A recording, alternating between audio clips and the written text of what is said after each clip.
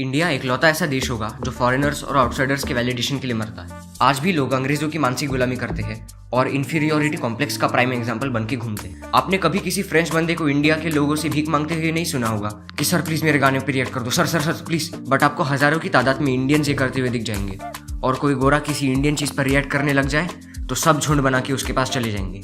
इसके बारे में मैं ज्यादा बात नहीं करूंगा क्योंकि सैंडमैन ने पहले से ही इस पे 6-7 वीडियो बना के रखी है। पर इसी हर्ड मेंटालिटी का फायदा फॉरेनर सालों से यूज कर रहे हैं। एक साइड वो है जो इंडिया की पॉजिटिव पीआर करके ऑडियंस अट्रैक्ट कर रहे हैं, और एक साइड वो है जो नेगेटिव पीआर करके और इंडियंस को गालियां देके अपना करियर बना रहे हैं। हमारे देश के कुछ ब्राउन सेपॉयज और इन्फीरियोरिटी कॉम्प्लेक्स के शिकार लोग इन गोरों की हर बात मानते हैं विदाउट एनी फैक्ट। इस पे बाद में आते हैं, बस सबसे पहले बात करते हैं पॉजिटिव पीआर की। यूट्यूब पे प्राचीन काल से एक ट्रिक यूज होती आ रही है कि जब आपको लगता है कि आपका करियर खत्म है तो आपको कुछ नहीं करना, आपको बस इंडियंस के ऊपर वीडियो बनानी है। पर ये चीज़ सिर्फ फॉरेनर्स के लिए काम करती है। Indian foods, Indian songs, Indian movies वगैरह के बारे में 2-4 शब्द अच्छे बोल दिए और सारे वैलिडेशन के भूखे यहाँ देखने चले आ जाएंगे। इनके कमेंट्स में भी हर वीडियो में like from India, who is from India, अपनी माँ बाप की उम्र लंबी करना चाहते हो तो लाइक कर दो। ऐसे गवारों के कमेंट्स के कारण पहले से इंडियंस की ग्लोबल इमेज रद्दी में है। ऐसा ही किस्सा है मिस्टर बीस्ट केस है और ऐसे ही कुछ लोगों का। 2024 में मिस्टर बीस्ट के ऊपर सीवियर एलिगेशन लगे थे और उसके फूड प्रोडक्ट्स कंपनी की नैया डूब रही थी। Around the same time KSI जो भी इस प्रोजेक्ट से रिलेटेड था उसका भी हाल खराब चल रहा था। उसके गाने फ्लॉप हो रहे थे और उसे हिट मिल रही थी। और फिर इन्होंने करियर रिवाइव करने का रामबाण उपाय निकाला और आ गए इंडिया। बड़े अंग्रेजी यूट्यूबर्स को देखकर हमारे देश के भी यूट्यूबर्स इनकी लेने के लिए तैयार हो गए, चाहे वो ट्रिगर्ड इंसान हो, फुकरा इंसान हो या बाकी कोई हो, सबको बस इनके साथ कोलैब करना था। और अभी इनके फैंस आके मुझे बोलेंगे कि तू तो इनसे जल रहा है, ये तो अपॉर्चुनिटी है हमारे क्रिएटर्स को ग्रो करने के लिए। तो भाई ऐसा है, ये जो भी क्रिएटर्स है ना फॉरेन के जिनकी इंडियंस पूजा कर रहे हैं, उन्होंने अपने करियर में बहुत काले कांड पहले से कर रखे हैं। मिस्टर बीस्ट के ऊपर एलिगेशन लगे हैं उसका तो आपको पता ही होगा।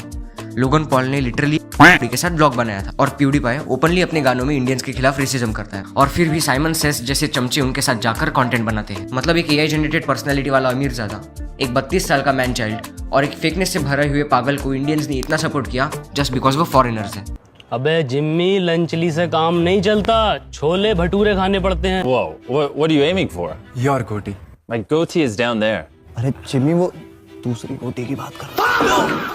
My goatee. इमेजिन करो कि इंडिया का बड़ा यूट्यूबर इनके इवेंट में जाता है तो क्या होगा। इसका जवाब हमें पहले से पता है। कैरी मिनाटी मिस्टर बीस्ट की वीडियो में फीचर हुआ था, पर उस वीडियो में ना तो भाई को स्क्रीन टाइम मिला और ना ही कुछ रिस्पेक्ट मिली। Logan, he flew here all the way from India and you eliminated him. His contribution in the video was equivalent to the number of people जो unironically IPL में लखनऊ को सपोर्ट करते हैं। बहुत ही गिने चुने क्रिएटर्स हैं जिनकी इंडिया के टूवर्ड्स अफेक्शन जेन्युइन लगती है, like I show speed to some extent. But ये तो फिर भी पॉजिटिव पीआर की बात है।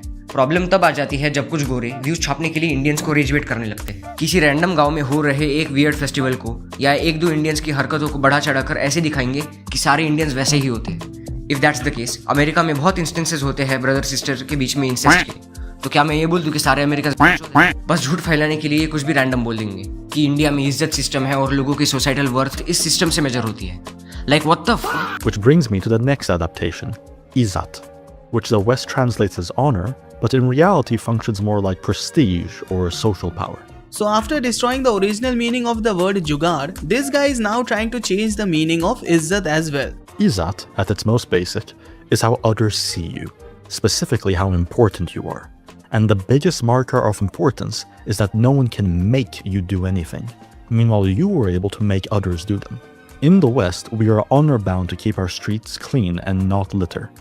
But in India, that's a weakness. That's having low izzat. It does not work that way. Izzat basically is respect. So if you do good work, people will give you more respect. If you do bad work, people will give you less respect. It's pretty straightforward. You don't have to make it complex just to get some izzat point from your brain rot community. And one thing I've noticed in these Westerners, that they think that their society is better than any other society. Even though these are the ones who bomb civilians, then kidnap other countries' presidents, steal other people's stuff and call it as their own. And not to forget that they all are friends with Jeffrey Epstein. But yeah, they apply deodorant 4 times a day. So obviously they are better than everybody else, right? To be honest, if izzat was an actual currency, then these Westerners would be bankrupt. Because the things that these guys have done throughout the history, they should be considered as the least reputed society around the globe. The only thing that keeps them floating is the stolen money during colonization, and that's it. Once that is gone, they are also gone.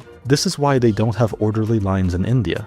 Standing patiently in line is low izzat behavior, when you can just push your way through. What the hell, man? That's literally an infrastructure issue. Do you remember during the lockdown there was a shortage of toilet paper around the globe? And people in Western countries were fighting each other to get as much toilet paper as possible. So were they fighting and pushing each other because of the izzat thing or because of the scarcity of that product? और कुछ brown सेपोइस जाके इनके comments में अपने ही देश को गरियाएंगे।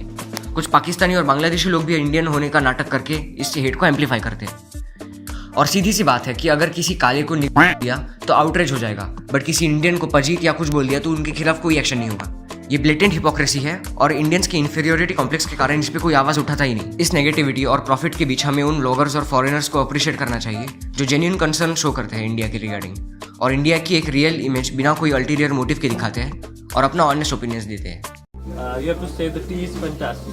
Why? Yes. Nee, I know what you're trying to make me do. You just have to say. No, I'm not going to troll India.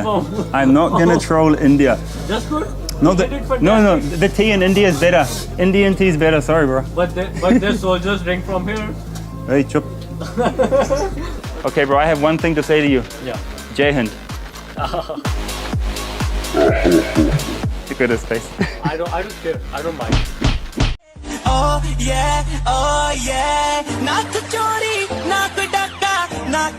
In the and मैं बस इतना बोलूंगा कि किसी के भी बहकावे में आके लोगों की मानसिक गुलामी करना छोड़ो और अपने देश के लोगों में ही घुल मिलकर खुश रहो।